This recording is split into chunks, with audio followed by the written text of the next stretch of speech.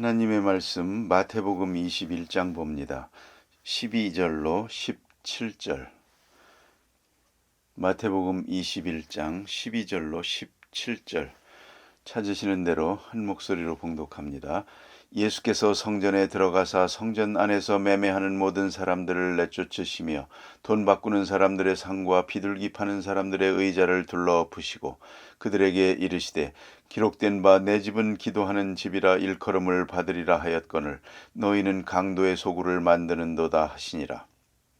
맹인과 저는 자들이 성전에서 예수께 나오매 고쳐주시니 대제사장들과 서기관들이 예수께서 하시는 이상한 일과 또 성전에서 소리질러 호산나 다윗의 자손이 하는 어린이들을 보고 노하여 예수께 말하되 그들이 하는 말을 듣느냐. 예수께서 이르시되 그렇다.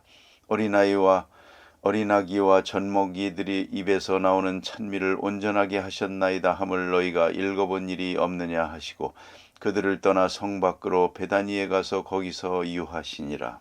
아멘. 오늘 예수님께서 성전을 깨끗게 하신 기사가 여기에 있습니다. 이것은 신학적으로 대단히 중요한 의미를 가진 중간 단계입니다. 예수님께서 구원의 역사를 이루었습니다. 또 만백성을 구원하시고 십자가에 돌아가신 그 일은 성격적으로 볼 때 하늘나라의 문을 여는 그러한 의미가 있습니다. 여긴 하나님의 나라 혹은 영적인 신령한 교회를 개설하는 그런 의미가 있는 것입니다. 그런 거로 예수님께서 좀 더 큰 구원의 역사, 교회를 세우고 교회를 통하여 만백성을 구원하시는 위대한 역사를 이루시는데 그걸 먼저 영적으로 이루고 세상에서 구체화해 나가는 것이고요. 실현해 나가는 것이거든요. 그래서 오늘 본문에 나타난 이 말씀은 이 교회라고 하는 것, 이 하나님의 성전이라고 하는 것은 사실상 그것은 영원한 하늘나라의 이 땅에 있는 에이전트입니다. 우리가 흔히 아지트라는 말을 하죠. 그게 에이전트입니다. 그것은 이 땅에 있는 지부입니다.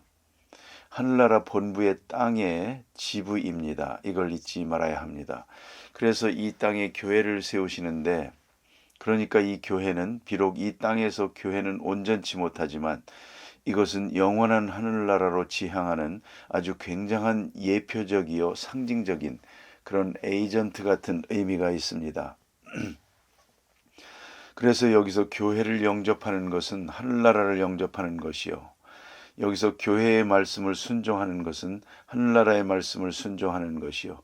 여기에 교회에 들어가는 것은 하늘나라에 들어가는 것을 의미하는 것입니다. 그런 중요한 의미가 있습니다. 그런 영원으로 지향하는 영원의 이 땅은 현실적 의미가 있습니다. 그래서 예수님께서 이제 십자가에 돌아가시면서 만백성을 구원하시면서 하나님의 나라를 건설하게 되는데 그 일을 영적으로 이루면서 상징적으로 보여주신 것이 바로 성전을 깨끗게 하신 일입니다.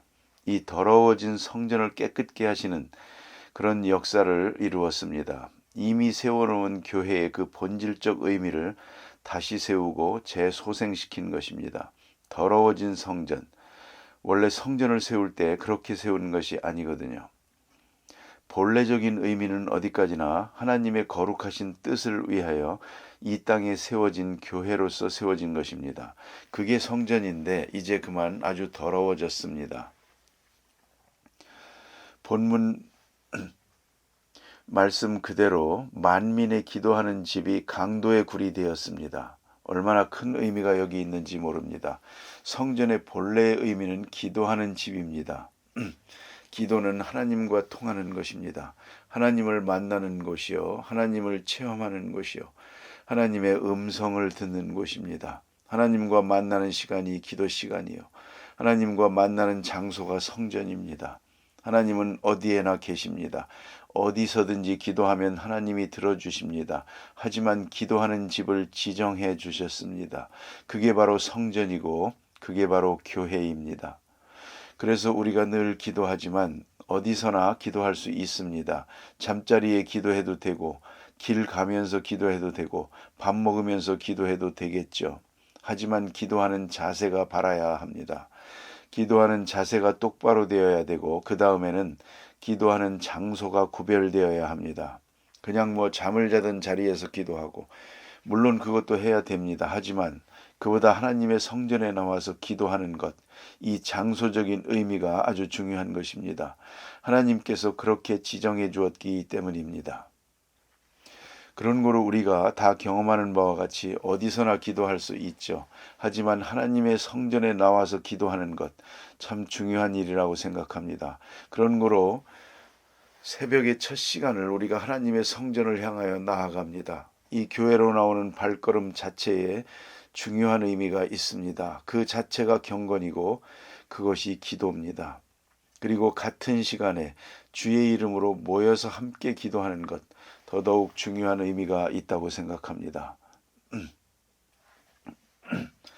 그래서 예수님께서 교회를 명명해서 만민의 기도하는 집이다 그랬습니다. 기도하는 집. 기도하는 집이 바로 교회입니다. 이게 성전입니다.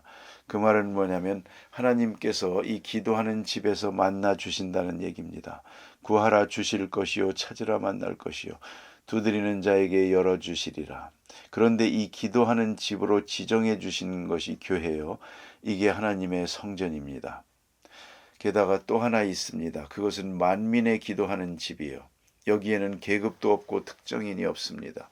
기도하는 그 순간은 모두가 똑같이 평준된 것입니다. 다 하나요.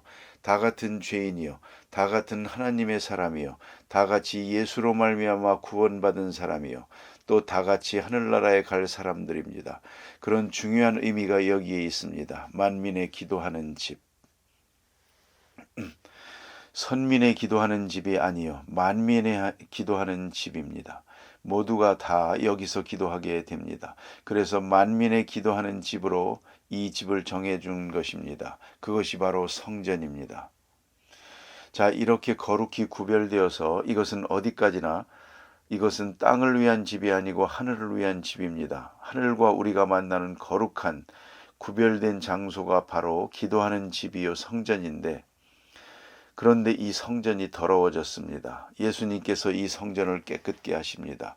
그 얼마나 깨끗해졌는지, 또 그 뒤에도 계속해서 깨끗했는지 그건 알 필요가 없습니다. 사실은 깨끗지 않았습니다.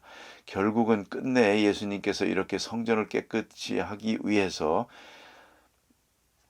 역사 후 40년 후에 이 성전은 무너졌습니다. 깨끗해지지 않았기 때문입니다.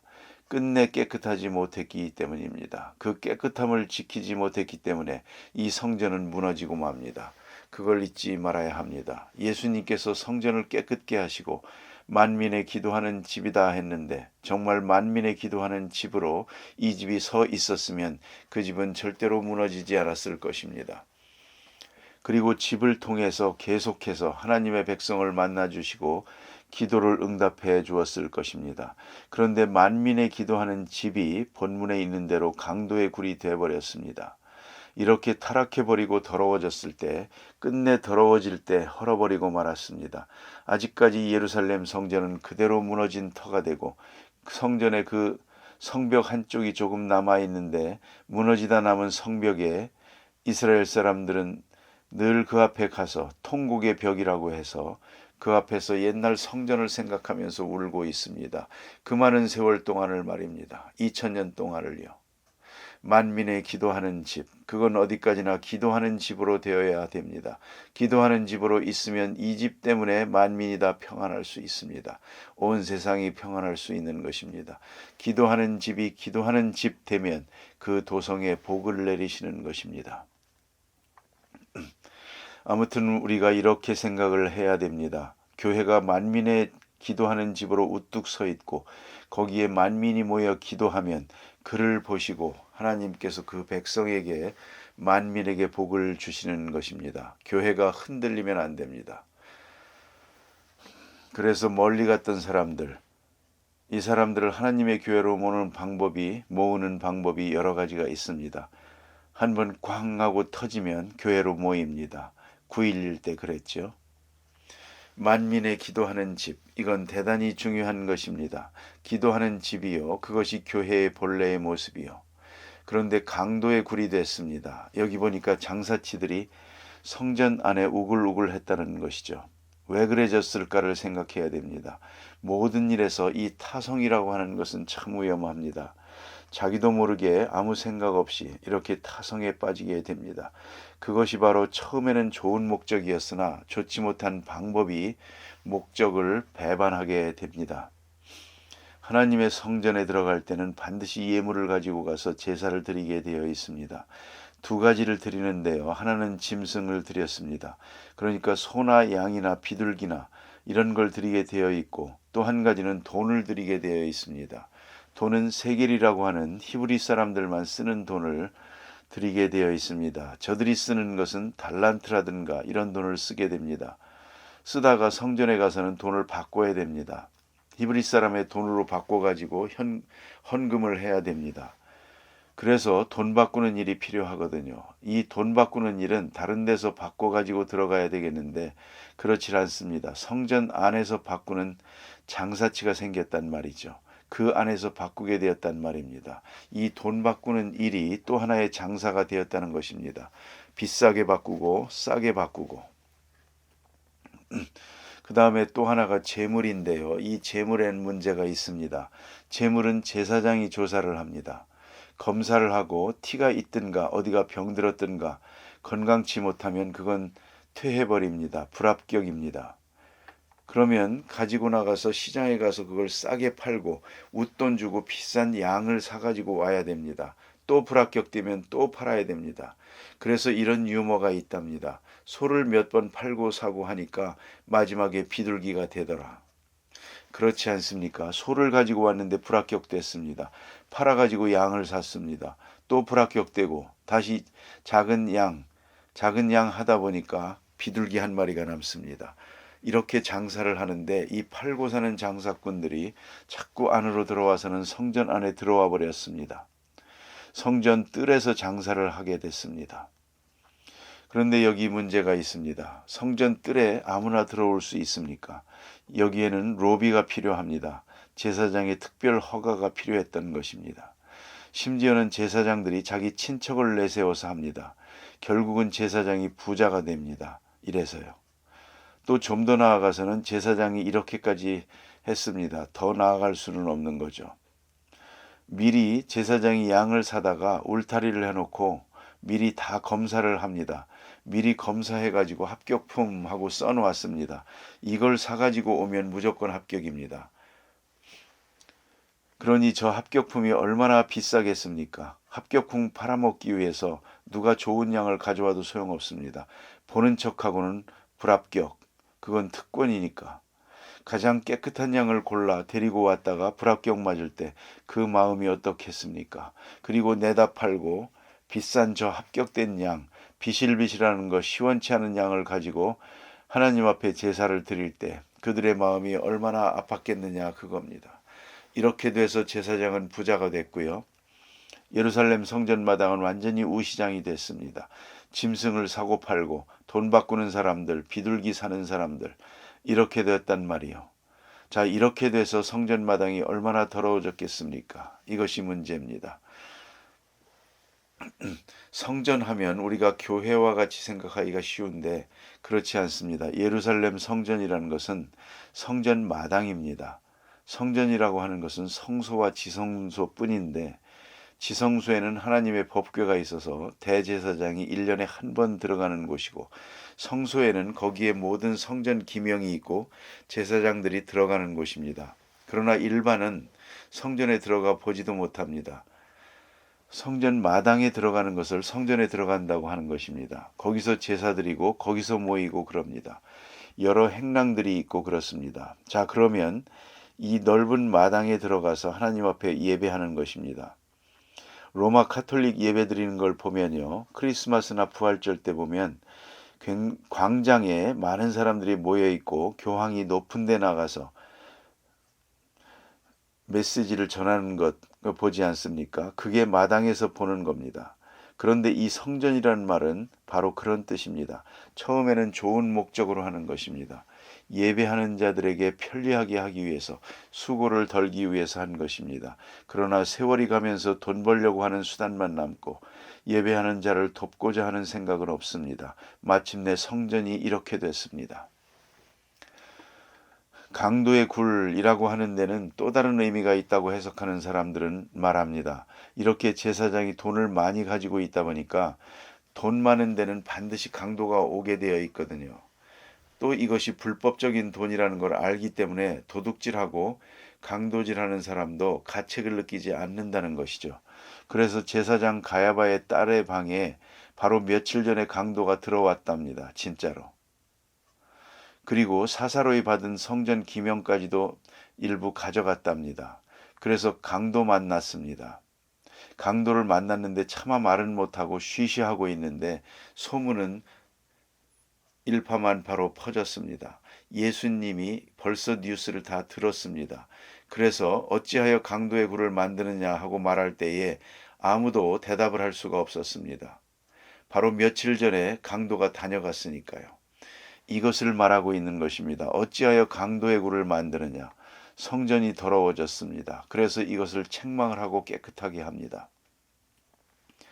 이것이 먼저였습니다. 이것이 바로 예수님이 십자가에 돌아가시는 것이 영적으로 성전을 깨끗이 하는 그런 의미가 있기 때문에 상징적으로 또 예표적으로 하신 일입니다. 다 내쫓아서 성전을 먼저 깨끗하게 했다. 우리 마음에 있는 이 더러운 것 다 깨끗하게 장사하는 마음, 이익 보고자 하는 마음, 편리하고자 하는 마음, 그 많은 복잡한 마음은 다 물러가고 깨끗한 마음이 됐습니다. 우리 마음 성전이 먼저 만민의 기도하는 집이 돼야 됩니다. 교회가 기도하는 집이 돼야 되고 우리 마음 성전이 기도하는 집이 돼야 됩니다. 하나님과 나와 언제나 만날 수 있는 깨끗한 그러한 거룩한 마음이 되어야 합니다. 내 집은 만민의 기도하는 집이다. 얼마나 귀한 말씀입니까? 항상 기도하는 마음, 기도가 열리는 마음, 그것이 바로 하나님이 원하시는 것입니다. 기도하십시다.